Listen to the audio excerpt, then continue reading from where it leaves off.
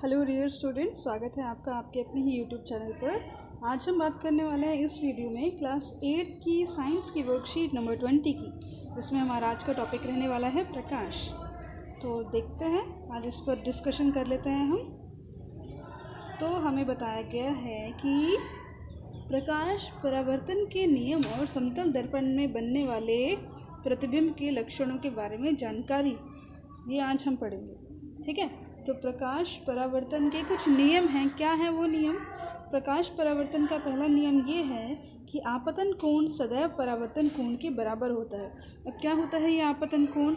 मान लीजिए ये एक सतह है ना, टेढ़ी हो गई, थोड़ी सी सीधी बना लेते हैं।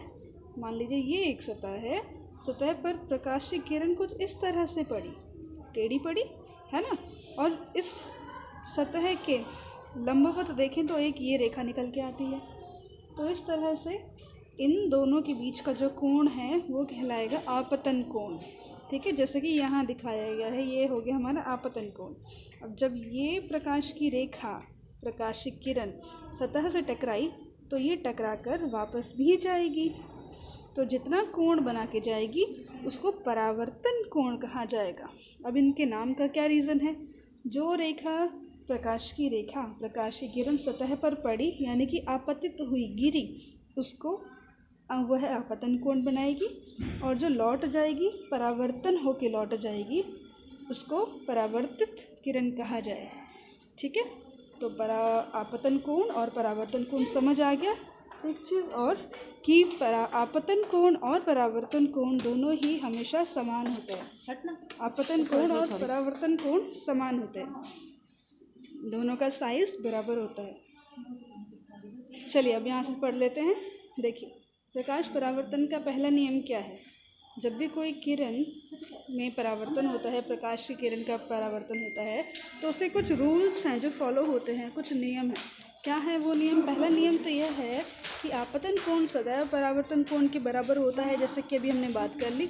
इसको हम बेटा स्मॉल आई और स्मॉल आर से डिनोट करते हैं, क्योंकि इसको इंग्लिश में आपतन कोण को इंसिडेंट एंगल बुलाते हैं और परावर्तित कोण को रिफ्लेक्टेड एंगल बुलाते हैं। तो आई और आर इसीलिए हो गया। ठीक है, सेकेंड बात क्या बताई गई है कि प्रकाश परावर्तन का दूसरा नियम, आपतित किरण आपतन बिंदु पर अभिलंब तथा परावर्तित किरण ये सभी एक ही तल में होते हैं। जैसे कि ये आपतित किरण है, ये अभिलंब जो लंबवत है, और जो परावर्तित किरण है, देखो तीनों एक ही सेंटर पर लाई कर रहे हैं, एक ही पॉइंट पर, एक ही डॉट पर लाई कर रहे हैं, तीनों मिल रहे हैं एक ही पॉइंट पर, यानी कि ये सारे के सारे एक ही तल में होते हैं। यानी कि ये तल के एक तरफ है और ये दूसरा तल हुआ, तो ये देखो सारे के सारे एक ही तल की तरफ है। यहाँ आपतित, यहाँ परावर्तित, यहाँ और अभिलंब भी यहाँ, यानी कि तीनों किरण, तीनों रेखाएं एक ही तल पर उपस्थित रहती हैं। चलिए आगे बात करते हैं। समतल दर्पण में प्रतिबिंब, आओ इसे गतिविधि द्वारा करके देखते हैं। समतल दर्पण यानी बेटा वही वाला शीशा जो हम घर पे इस्तेमाल करते हैं खुद को देखने के लिए। समतल दर्पण मान लेते हैं एक PQ, देखो हमको पिक्चर में दिया गया है PQ, ये रहा हमारा Q, ये रहा आई थिंक यहाँ P है, ये हमारा P होगा। ये रहा हमारा दर्पण PQ के सामने टॉर्च O रखें, इसके सामने एक टॉर्च रखा है हमने O, ये है, ये रहा टॉर्च। दर्पण पर दो किरणें OA और OC आपतित होती हैं। दर्पण पर दो किरणें बनती हैं OA और OC, OA और OC दो किरणें बनती हैं।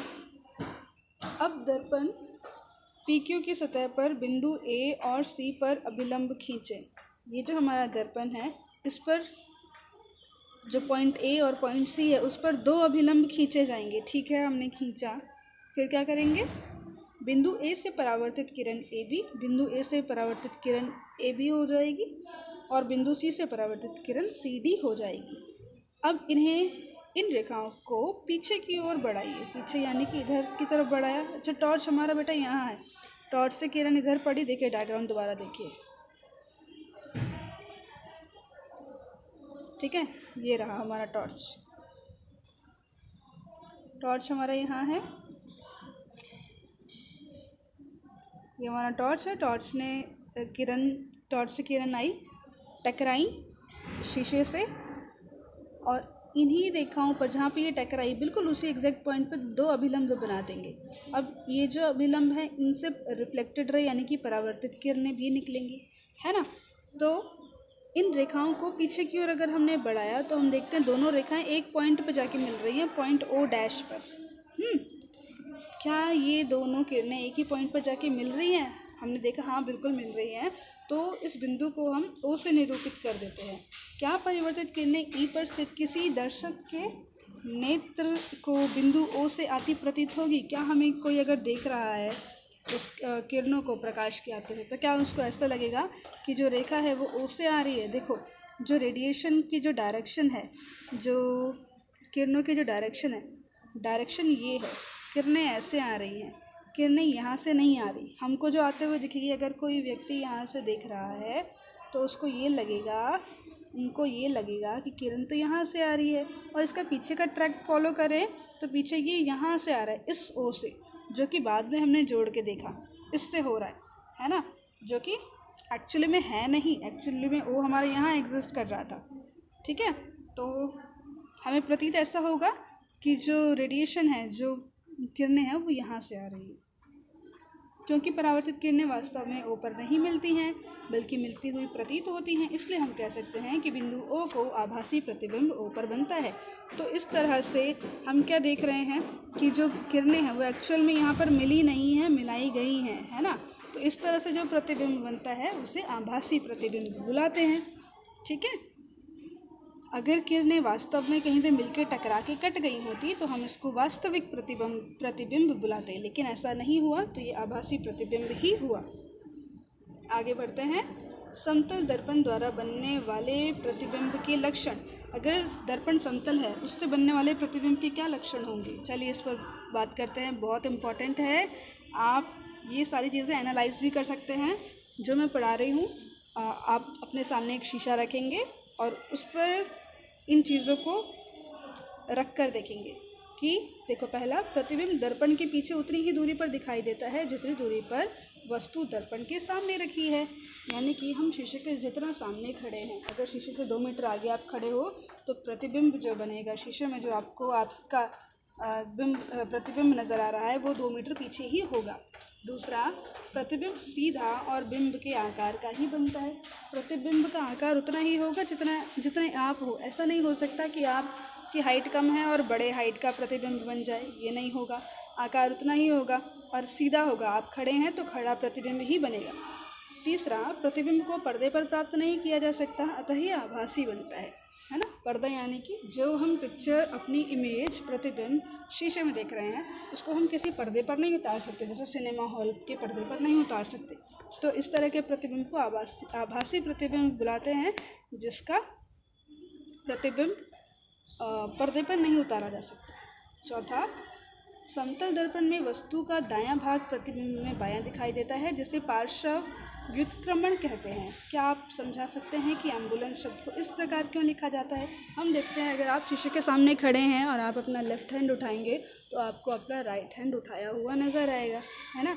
इसी तरह जब हम रोड पर ड्राइव कर रहे हैं तो हमारे जो विंग मिरर होता है, जो रियर व्यू मिरर होता है, जो छोटे साइड में मिरर होते हैं, ये वाले मिरर होते हैं, हम जब इसमें पीछे देखते हैं, ये पीछे का सीन हमको दिखाता है, पीछे जो भी चल रहा है, तो उसमें एम्बुलेंस, हम ऐसा देख रहे हैं एम्बुलेंस को, और इसी को हम जब शीशे में देखेंगे तो हमारे शीशे में ये सीधा पड़ा जाएगा।